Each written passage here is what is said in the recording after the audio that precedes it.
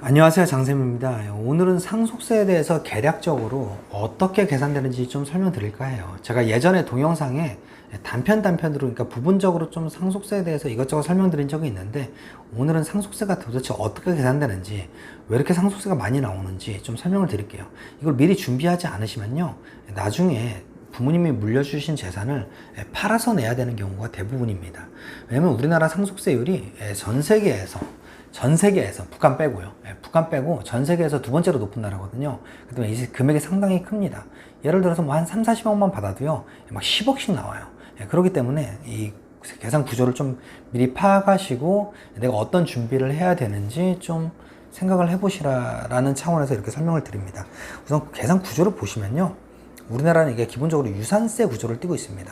예를 들어서 이제 상속 공제가 전혀 없다라고 할게요. 전혀 없는데 5억을 물려주셨어요. 근데 자녀만 5명이 있는 거예요. 그럼 5억을 1억씩 나눠갔겠죠. 그랬을 때 내가 1억씩 나눠 받은 거에 대해서 누진세율 10%씩만 그냥 할 거냐, 아니면은 5억에 대해서 누진세율을 곱한 다음에 그렇게 누진세율로 곱한 세금을 5명에서 나눠 가질 거냐. 당연히 후자가 세금이 훨씬 크겠죠. 이게 유산세 방식이거든요. 우리나라는 이렇게 유산세 방식을 띠고 있다. 그 다음에 과세 대상은 어떤 거냐면요. 예를 들어서 우리 돌아가신 부모님이 거주자다, 우리나라에 그냥 살고 계신 일반적이신 분이다 라고 했을 때는 국내 국외 모든 재산에 대해서 상속세를 납부를 합니다. 근데 만약에 우리 부모님이 미국 시민권자세요. 그냥 거기서 사세요. 그리고 시민권자면서 거기 계속 살고 계세요. 그럼 거기에서 거주를 하고 계시면요, 우리나라 재산에 대해서만, 우리나라에서 가지고 계신 재산에 대해서만 상속세를 납부를 하고요. 그 다음에 나머지는 미국에서 냅니다. 그렇게 알고 계시면 되고요. 우선 기본 틀을 보면요, 총 상속 재산 가액이 있고요. 그 다음에 이제 거기에서 비과세 상속 재산, 그런 걸 빼줍니다. 과세가액 불산입, 그 다음에 과세가액 공제라는 걸 빼주고요. 그럼 그 다음에 이제 상속세 과세 가액이 나옵니다. 그 상속세 과세 가액에서 상속 공제액, 우리 뭐 5억, 10억 이렇게 얘기하는 거 있잖아요. 그 상속 공제액을 빼주고, 그 다음에 그거를 평가하면서 감정평가 수수료가 들었다라고 하면은 그런 수수료도 빼줍니다. 그럼 과세 표준이 나올 테고요. 그 과세 표준에다가 세율을 곱합니다. 1억까지는 10%고요. 30억을 초과하면 50%입니다. 이건 증여세율이나 똑같아요. 증여세율, 상속세율 똑같다고 보시면 됩니다. 근데 우선 하나하나 짚어보시면요, 총 상속재산가액은 이렇게 세 가지로 나뉩니다. 상속재산가액이 있고요. 이건 우리가 알고 있는 일반적인 상속재산이에요. 예를 들어서 부모님이 통장에 예금이 있으시다든지, 아니면 부동산을 가지고 계시다든지, 골프 회원권, 차량, 뭐 이런 것들 있잖아요. 그런 게 일반적인 상속재산이고요. 의제 상속재산은 법률상 상속재산은 아니나 상속재산으로 간주하는 것, 그러니까 상속재산으로 보는 것, 그러니까 본다, 의지한다, 간주한다 똑같은 말이거든요. 이건 무조건 상속재산이라는 거예요. 이런 게 있고요. 그 다음에 추정 상속재산은 법적으로는 이거는 뭐 상속재산은 아니지만 이걸 상속재산으로 추정하는 거예요. 근데 추정이 아까 의제와 다른 점은 뭐냐면요, 이건 내가 소명할 수 있으면요, 그럼 상속재산에 들어가지 않습니다. 그렇게 알고 계시면 돼요. 그 다음에 이제 비과세 상속재산 가액, 이제 구호 물품이라든지 국기가 아니라 국가입니다. 국가에 기부를 한다든지, 아니 밑에처럼 이제 공익 목적으로 출연을 한다든지 이랬을 때는 상속재산에서 빠지게 됩니다. 이재용 씨가, 그러니까 고 이건희 씨가 돌아가시면서 이재용이 받았을 때 미술품 엄청 받았잖아요. 근데 그 미술품을 저는 기부할지 몰랐어요. 근데 그걸 국가에 기부했습니다. 그렇기 때문에 그런 재산은 상속재산에서 빼준다라고 알고 계시면 됩니다. 그리고 과세가액 공제를 하고 있어요. 내 아버님이 뭐 재산만 물려주신 게 아니라 뭐 대출도 같이 물려주신 거예요. 그럼 그 대출은 당연히 빼고 세금을 계산해야 되겠죠. 그런 채무도 빼주고요. 아버님이 납부하셨어야 되는 공과금인데 아직 돌아가시면서 납부를 못했다. 그럼 공과금도 빼주겠죠. 그 다음에 장례 비용도 빼줍니다. 장례 비용도 아버지가 냈다고 생각을 하는 거예요. 그러니까 돌아가신 분이 장례 비용을 내고 돌아가신 거로 쳐주는 거예요. 그럴 장례 비용도 빼준다. 그럼 상속세 과세가액이 있고 상속 공제액이 있는데, 이제 인적 공제가 있고 물적 공제가 있습니다. 그러니까 사람에 대해서 빼주는 게 있고요, 물건에 대해서 빼주는 게 있습니다. 그럼 감정평가 수수료, 과세 표준 이렇게 보시면 되고요. 세율이 이렇게 있는데, 근데 세대 생략을 하면요 30% 할증을 합니다. 예를 들어서 할아버지가 돌아가셨어요. 근데 아버님한테 갔다가 나한테 와야 되는데, 이렇게 상속세가 2번 내야 되는데, 이게 너무 많으니까 그냥 할아버지가 저한테 바로 주신 거예요. 그러면 두 번 낼 상속세를 한 번만 내게 되잖아요. 그렇기 때문에 이랬을 때는 30%를 할증을 합니다. 그러니까 나온 세금에서 곱하기 1.3을 하는 거예요. 근데 만약에 20억을 초과했다라고 하면 그 부분에 대해선 40% 할증을 한다. 그리고 대습 상속은 예외입니다. 예를 들어서 이렇게 한 쿠션 치고 받는 게 아니라 아버님이 안 계셔가지고 손주가 어쩔 수 없이 받은 거예요. 그러니까 받고 싶어서 받은 게 아니라 어쩔 수 없이 받았을 때, 그랬을 때는 이렇게 할증을 하지 않는다라고 알고 계시면 됩니다. 그럼 아까 총 상속 재산가액에서 의제 상속이라고 있잖아요. 이건 뭐냐면요, 민법상 상속 재산이 아닌 경우에도 세법상 상속 재산으로 보는 겁니다. 첫 번째가 보험금이에요. 보험금은 할아버지가 그러니까 살아생전에 가지고 계신 게 아닌데 돌아가시고 나서야 비로소 내가 받을 수 있는 거잖아요. 부모님이 받고 싶어도 못 받는 거였잖아요, 돌아가신 분이. 그렇기 때문에 예를 들어서 그 보험료를 부모님이 납부하셨고, 그러니까 돌아가신 분이 납부를 하셨고, 그 보험금을 부모님이 돌아가신 납부한 보험료를 기초자산으로 내가 받았다라고 했을 때는 그 보험금도 상속재산에 들어간다. 다만 부모님이 돌아가시는 거를 계약 조건으로 해가지고요, 제가 보험료를 납부하고 제가 받았어요. 그랬을 때는 그 부분에 대해서는 상속재산에 들어가지 않습니다. 퇴직금도 마찬가지예요. 이것도 돌아가시면서 생긴 건데 마치 돌아가시기 전에 가지고 계시던 재산처럼 그 상속재산에 포함을 한다. 신탁재산은, 그러니까 신탁재산도 포함이 되는데요. 타인이 그 신탁의 이익을 받을 권리를 소유한 경우 그 이익의 상당한 부분은 빼고 나머지 부분에 대해서 상속재산에 들어갑니다. 이게 의제 상속재산이고요. 이거는 당연하다고 생각이 들 거예요. 근데 이제 추정 상속재산이라는 게 있습니다. 이게 뭐냐면요, 재산은닉 방지를 위해서 한 거예요. 예를 들어 재산 처분을 했어요. 그러니까 보통 예금, 은행에서 돈을 뺐으면, 그러니까 은행에 들어있는 그 유가증권이잖아요. 근데 돈을 뺐다는 거는 그 유가증권을 처분한 거예요. 그러니까 현금을 예를 들어서 뺐어요, 통장에서. 그래서 이 통장에서 돈을 빼가지고 이 돈을 미리 자녀한테 준 거예요. 그랬을 때는 상속 재산이 그만큼 줄어들겠죠. 왜냐면 통장에 돈이 더 적게 남아있을 테니까. 이런 거를 방지하기 위해서 일정 금액 이상 통장에서 돈을 뺐다라고 했을 때는 그 부분은 추정 상속 재산에 들어간다. 똑같아요. 그 통장에서 빼면 너무 티가 나니까 부동산을 팔아가지고, 그러니까 토지를 팔아서 그 받은 대금을 현금으로 자녀한테 미리 준 거예요. 그랬을 때는 그러니까 토지를 팔은 돈이 어디로 흘러 들어갔는지 소명을 해야 됩니다. 그러지 않으면은 상속 재산에 엎어진다. 근데 재산을 자꾸 팔아가지고 아니면 현금을 빼가지고 주니까 걸릴 것 같아요. 그랬을 때는 채무 부담을 할 수 있겠죠. 아까 총 상속 재산에서 채무를 빼고 나머지 금액에 대해서 상속세를 낸다고 하니까 부모님이 돌아가시기 전에 대출을 받은 거예요. 그래서 대출을 받은 금액을 자녀한테 몰래 준 거죠. 이랬을 때도 그 대출 금액을 어디다 썼는지 소명하지 못한다 라고 했을 때는 그거를 상속 재산으로 추정을 합니다. 다만 그 인출금 아니면 처분금액, 대출받은 금액을 내가 소명하면 괜찮은 거예요. 그렇기 때문에 추정 상속 재산이라는 표현을 쓰는 겁니다. 근데 그게 무작정 100원만 빼도 그렇게 소명을 해야 되냐? 그건 아니고요. 1년 재산 종류별로요. 종류별로 1년에 2억, 2년에 5억 넘어야 그거를 소명을 해야 됩니다. 추정 상속 재산으로 들어갑니다. 예를 들어서 부모님이 1,000만 원을 빼가지고 어디다 쓰셨어요. 근데 나 어디다 쓴지 모르겠어요. 그랬을 때 1,000만 원은 금액이 작기 때문에 그것까지 소명하라고 하지 않습니다. 어찌됐든 추정 상속 재산이 얼만큼 소명이 돼야 이제 그게 포함되지 않냐라고 했을 때 우선 기준금액이라고 있습니다. 기준금액. 기준금액은 재산 처분 등으로 받은 금액의 20%와 2억 원 중 작은 금액입니다. 그럼 얼만큼이 추정 재산으로 들어가느냐라고 했을 때 용도 불분명한 금액에서 이 기준금액을 뺀 만큼만 상속세 납부 의무가 있다. 예를 들어 볼게요. 재산 처분을 10억짜리를 부동산을 처분을 하셨는데 그 돈이 어디 갔는지 소명이 안 되는 거예요. 그럼 10억이면 10억이니까 너무 똑같죠. 그러니까 15억이라고 할게요. 15억이면은 20%인 3억이잖아요. 3억과 2억 중 작은 금액 2억만큼 빼주고 나머지를 합니다. 근데 이제 용도 불분명한 금액은 10억 중에 예를 들어서 내가 부모님이 이거 어디다 썼는지 다 소명을 한 거예요. 뭐 병원비로도 썼고 뭘로도 썼고 해가지고 소명을 해서 이 10억 중에 내가 소명한 금액이 3억이다 라고 하면 7억이겠죠. 7억에서 이 기준금액 3억과 2억 중 작은 2억을 빼주고 5억에 대해서 추정 상속 재산으로 포함이 된다 라고 알고 계시면 돼요. 그러니까 총 추정 불가능한 금액에서 추정 가능한 금액을 뺀 다음에 그 다음에 이제 20%와 2억 중 작은 금액을 한 번 더 빼준다. 그만큼 상속 재산으로 엎어진다. 이렇게 알고 계시면 돼요. 그 장례 비용 빼준다고 그랬잖아요. 우선 봉안시설. 봉안시설을 이용했을 때는요, 우선 실제 지출액을 공제를 해줍니다. 근데 500만 원 한도로 해줘요. 예를 들어서 봉안시설에 내가 들어간 비용이 300만 원이다 라고 했을 때는 300만 원만 해주는 거고요. 600만 원이다 라고 했을 때는 500만 원 한도니까 500만 원까지만 해줍니다. 그리고 기타 장례비는 상일부터 장례일까지 직접 수요된 금액을 해줍니다. 봉안시설은 여기서 빼지는 거예요.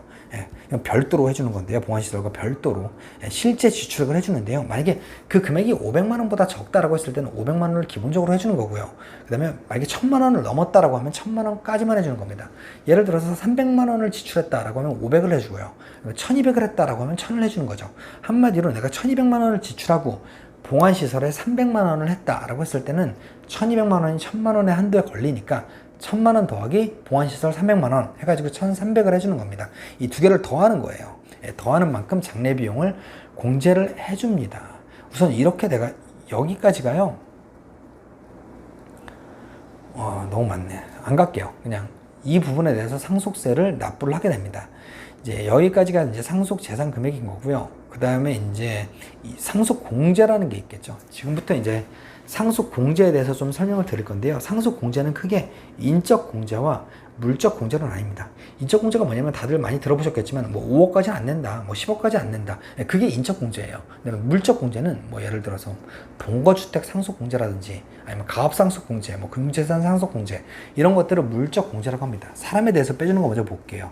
인적 공제는 우선 돌아가시면요, 기본 2억은 깔고 들어가요. 2억은 깔고 들어가는데요. 만약에 자녀가 있다라고 하면 1인당 5천만 원입니다. 그리고 만약에 연로자가 있다라고 하면 1인당 5천만 원이 추가되고요. 그 다음에 미성년자가 있다라고 하면은 19세까지 남은 연수 곱하기 1000만 원씩 해줍니다. 그 다음에 장애인 공제가 있는데 장애인은요, 그러니까 뭐 장애인이 갑자기 뭐 치유가 되지 않잖아요. 그렇기 때문에 내 그 기대 여명, 그러니까 살 것 같은 날, 이게 매년 바뀌거든요. 이게 살 것 같은 날에서 지금의 나이를 빼주면 몇십 년이 되겠죠. 그 몇십 년 동안 1년에 1000만 원씩 해줍니다. 1년에 1000만 원씩. 이거를 다 합한 거를 인적 공제라고 하는 거예요. 근데 다음 페이지로 왜 안 넘어가지? 일괄 공제라는 게 있습니다. 만약에 아까 기초 공제 2억과 나머지 것들 있잖아요. 그게 만약에 5억이 안 된다라고 하면 5억을 해줍니다. 기본적으로 5억을 적용을 해줍니다. 기초공제와 기타 입주공제 대신 5억을 적용할 수 있다. 근데 만약에 아까 그게 5억보다 더 크면은 더 큰 금액을 적용하면 되는 거예요. 근데 그 큰 금액을 적용해 본 적이요, 제가 없어요. 왜냐면 2억에서 나머지 3억을 채우려면요, 자녀가 진짜 많아야 되고요. 그 중에 미성년자도 몇 명 있으면서 뭐 장애 가지고 있는 애가 몇 명 있어야 되고 이런 식으로 돼야지 5억이 넘어가요. 그렇기 때문에 대부분의 사람들이 이 5억에서 걸린다. 근데 만약에 배우자가 단독 상속을 했다 라고 했을 땐 일괄공제 5억을 해주는 게 아니라요, 2억만 해줍니다. 2억만 해주고요. 근데 다만 자녀가 있는데 자녀들이 다 상속 포기를 해가지고 배우자 혼자 받았다 라고 했을 때는 그때는 5억을 여전히 해준다. 그리고 만약에 무신고했다, 내가 신고를 안 한 거예요. 그래서 세무서에서 연락이 온 거죠. 신고하라고. 그랬을 때는 그게 5억이 넘는다 하더라도 5억만 해준다. 그리고 이외의 경우에는, 그러니까 일반적인 경우는 둘 중에 선택이 가능하다, 둘 중에 큰 금액으로 하면 된다, 이런 뜻입니다. 그리고 배우자 공제라는 게 있는데요, 우선 5억에서 30억 사이로 해줍니다. 5억에서 30억 사이로. 그 다음에 배우자 법정 상속 재산이 있고 실제 받은 재산이 있을 거예요. 그러니까 예를 들어서 배우자랑 자녀 둘이 있다 칠게요. 그러니까 1.5대 1대 1이잖아요. 그럼 배우자의 상속 부문은 3.5분의 1.5가 될 거예요. 근데 35억을 물려줬다. 근데 배우자가 15억만 지분을 가질 수 있잖아요. 그게 여기 적힙니다. 근데 만약에 배우자가 20억을 받았다 라고 했을 땐 실제 받은 재산은 20억이겠죠. 그러면 이 둘 중에 작은 금액 15억만큼 해준다. 그게 5억과 30억 안에 들어오겠죠. 근데 만약에 이 둘 중에 작은 금액이 3억이다 라고 했을 땐 5억을 해주는 거고요. 만약에 35억이다 라고 했을 땐 30억까지만 해주는 겁니다.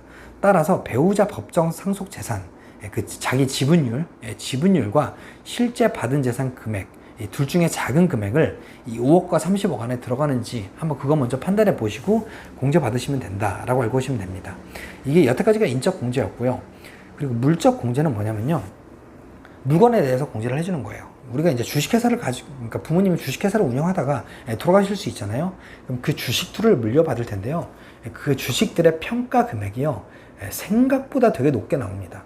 그래서 이거 얼마 못 버는 것 같은데 몇십억, 막 100억 막 이렇게 나와요. 그렇기 때문에 이거를 만약에 주식을 물려받으면서 뭐 상속세를 내야 되면 주식 뭐 회사를 팔아버리거나 아니면 뭐 회사를 뭐 그냥 폐업하거나 아니면은 뭐 재산을 뭐 다 팔고 뭐 직원들을 자르고 막 이래야 돼요. 그렇기 때문에 그런 것들을 방지하기 위해서 가업 상속 공제라는 걸 해주고 있는데요. 우선 이 금액이 다 달라요. 요건이 되게 많은데 그 요건들을 좀 생략을 할게요. 만약에 피상속인, 돌아가신 분이 계속해서 경영한 기간이 몇 년이냐에 따라 달라요. 10년에서 20년, 20년에서 30년, 30년 이상 이랬을 때 200억, 300억, 500억을 한도로 해준다. 예를 들어 주식가치 평가액이 10년에서 20년 사이인데 100억이에요. 그럼 100억만 해주지 200억까지 해주는 건 아니에요. 어찌됐든 100억을 공제를 해준다. 근데 이제 이게 한도액인데 우선 모든 회사에 대해서 다 해주는 건 아니고요. 뭐 삼성같이 이렇게 큰 데는 안 해주겠죠. 중소, 중견 기업으로서 직전 세계년도, 그러니까 돌아가시기 전에 세계년도의 평균 매출, 그러니까 나이브하게 그냥 3년 나누기 3 했을 때 평균 매출액이 3천억 원 미만이어야 된다. 그리고 법인의 경우 50% 이상 보유를 하셨어야 돼요. 그랬을 때 해주는 거고요. 근데 다만 이렇게 해줘서, 그러니까 직원들 자르지 말고 그냥 회사를 계속 경영을 해 라고 해서 그만큼 공제를 해줬는데, 만약에 7년 이내에 정당한 사유 없이, 정당한 사유 없이에요. 정당한 사유가 있으면 괜찮아요. 정당한 사유 없이 다음에 사유가 발생하면 추징을 합니다.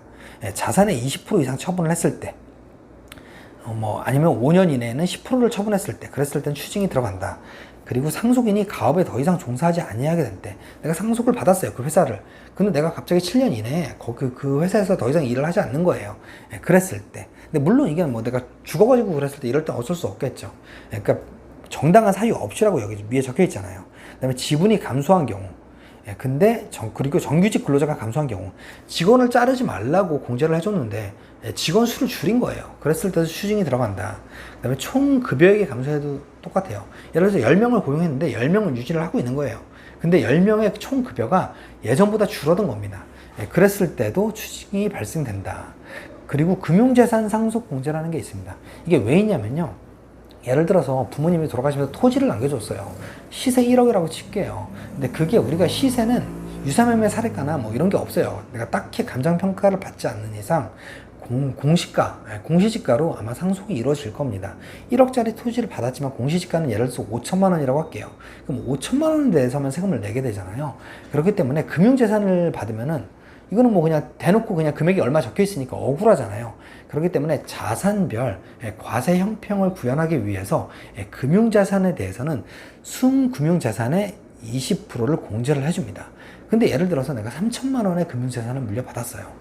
그러면 거기에 20%는 600만 원밖에 안 되잖아요. 그러면 3천만 원이 600만 원밖에 안 되니까 2천만 원을 해주는 거고요. 근데 만약에 10억을, 아니 뭐 20억을 받았어요. 그럼 20억에 20%는 4억이잖아요. 그렇다고 4억까지 해주는 건 아니고 2억을 한도로 해준다. 근데 예를 들어서 순금융자산이 1,000만 원이에요. 1,000만 원이면 그냥 1,000만 원 한도까지만 해주지 1,000만 원을 넘어서 2,000만 원을 해주는 건 아니다. 이렇게 알고 계시면 돼요. 그리고 여기 순금융자산이라고 했잖아요. 아버님께서 돌아가시면서 남겨준 보통 예금이 10억이에요. 10억인데 10억의 20%가 아니라요. 예를 들어서 대출이 있으셨다, 4억이. 그럼 10억에서 대출을 빼고 순금융자산 6억의 20%인 거지 10억의 20%는 아닙니다. 순자에 좀 조심을 하시면 될 것 같아요. 이게 또 안 넘어가네요. 잠시만요. 이게 가끔 불편할 때가 있어요. 동거주택 상속 공제. 이건 뭐냐면요, 피상속인과 상속인이, 그러니까 돌아가신 분과 자녀의 그러니까 직계 비속에 한정됩니다. 피상속인과 상속인이 상속 개시일로부터, 그러니까 돌아간 날로부터 소급해서 10년 동안 계속하여 하나의 주택에서 동거할 것, 이 요건을 충족해야 되고요. 10년 이상 1세대를 구성하면서 1세대 1주택에 해당될 것, 그리고 상속 개시일 현재 무주택자이거나 피상속인과 공동으로 1세대 1주택을 보유할 것, 이 요건을 충족했을 때 동거주택 상속 공제라는 걸 해줍니다. 근데 예를 들어서 제가 백수예요. 근데 아버님이랑 둘이 살면서, 백수가 아니어도 돼요. 어찌됐든 제가 능력이 없어서 부모님을 10년 넘게 모시고 살았어요. 근데 부모님이 집 하나 딸랑 물려주셨는데 그 집을 내가 예를 들어서 상속세를 내야 된다라고 했을 땐 그 세금을 내기 위해서 그 집을 팔아야 되겠죠. 그 팔면은 나는 여기 아파트에서 살다가 저 좀 되게 작은 데로 뭐 오피스텔 원룸으로 이사 가야 된다 칠게요. 그랬을 때는 주거 안정성이 현저하게 안 좋아진다. 네, 그런 주거 안정성을 유지시키고자 동거주택 상속 공제라는 걸 해줍니다. 근데 이렇게 요건을 충족을 해야 되는데요. 여기 보시면 개정이 됐는데 동거한 상속인이 받은 주택일 거예요. 이게 공동으로 가지고 있어도, 예를 들어서 부모님과 제가 공동으로 가지고 있었어요. 그랬을 때도 공제를 해준다. 예전에 그걸 안 해줬거든요. 왜냐면 무주택자가 아니기 때문에 안 해줬는데, 부모님이랑 나랑 같이 5대5로 하나 가지고 있었으면 저 절반 받았을 때 그 부분도 해줘야 된다라고 봅니다. 일시적 2주택도 허용을 해주고요. 그 다음에 이제 공제 금액을 얼마나 해주냐. 무작정 해주는 건 아니에요. 그러니까 둘 중에 작은 금액인데요. 상속주택가액에서 담보 채무를 빼고, 그러니까 예를 들어 10억짜리 집이면 그 중에 대출이 2억 있다 칠게요. 담보 대출이. 그래서 8억이 순주택 가격이잖아요. 거기에서 60%와 6억을 한도로 이 둘 중에 작은 금액을 해줍니다. 예를 들어서 한남도를 80억짜리 받았어요. 80%에 60%인 6, 8에 48억을 공제해주면 좀 이상하잖아요. 그렇기 때문에 6억을 한도로 해준다. 이렇게 알고 계시면 됩니다. 그리고 단기 재상속 공제라는 게 있어요. 그러니까 상속이 한 번 이루어졌는데 그게 너무 빨리 단기적으로 상속이 한 번 더 이루어졌으면 너무 억울하잖아요. 세금 2번 내면은 이거 그냥 남는 것도 없는 거예요. 이거 뭐 준비할 시간도 없는 거죠. 그렇기 때문에 단기 10년 이내에 상속인이나 수의자의 사망으로 다시 상속이 개시되는 되는 경우에는 단기 재상속 공제라는 걸 해준다. 이건 전에 상속세 산출자액 중 재상속분에 대한 가액 비율의 일정 공제율을 빼주는 건데요. 예를 들어서 한번 예를 들어볼게요. 맨 처음에 이렇게 상속세가 1억이 나왔어요. 1억이 나왔는데 그 1억이 20억 중에 뭐 20억에 대해서 1억이 나왔다 칠게요. 근데 20억에 대해서 펑펑 쓰다가 이제 다시 재상속이 이루어지는 게 그 중에서 10억이라고 칠게요. 그러면은 내가 예전에 냈던 1억 중에 20억분의 10만큼, 그러니까 5천만 원만큼에 대해서는 상속 공제를, 그러니까 단기 재상속 공제를 해주는데요. 무작정 다 해주는 건, 5천만 원을 다 해주는 건 아니고요. 1년 이내에는 100%, 2년 이내엔 90%, 그 다음에 10년 이내엔 10%, 이런 식으로 1년마다 10%씩 까져요. 예를 들어서 1년 이내에 바로 재상속이 이루어진 거예요. 그럼 그 부분만큼은 100% 공제를 해준다. 근데 10년 있다가 재상속이 이루어졌다라고 하면은 그 전에 냈던 세금 중에 일정 비율 중에 10%만큼은 재상속 공제를 해준다. 이렇게 알고 계시면 될 것 같습니다. 오늘은 이렇게 돼가지고 이제 상속이 나올 텐데, 총 나온 상속 재산에 대해서 각자 받은 재산의 비율대로 안분을 해가지고 각자 납부를 해야 되고요. 그 다음에 이거는 딱 예를 들어서 자녀가 둘이에요. 그냥 저랑 동생이 있다 칠게요. 근데 제가 만약에 상속재산 5대5로 받았는데 상속재산에 대해서 이제 제가 내야 될 세금을 안 냈어요. 그럼 동생이 연대 납세 의무가 있습니다. 따라서 동생이 받은 재산을 한도로 제가 납부하지 않은 상속세를 동생이 내야 되는 거예요. 그 다음에 동생은 저한테 구상권을 청구를 해야 되는 거죠. 어찌됐든 이렇게 상속세는 연대 납세 의무도 있다라는 것까지 마지막으로 좀 알아두셨으면 좋겠습니다. 오늘은 상속세의 대략적인 계산 방법에 대해서 좀 설명드렸고요. 오늘 내용 좋으셨다면 구독과 좋아요, 알림 설정 꼭 부탁드리고요. 다음 시간에 더 좋은 내용으로 찾아뵙도록 하겠습니다. 끝까지 들어주셔서 감사합니다.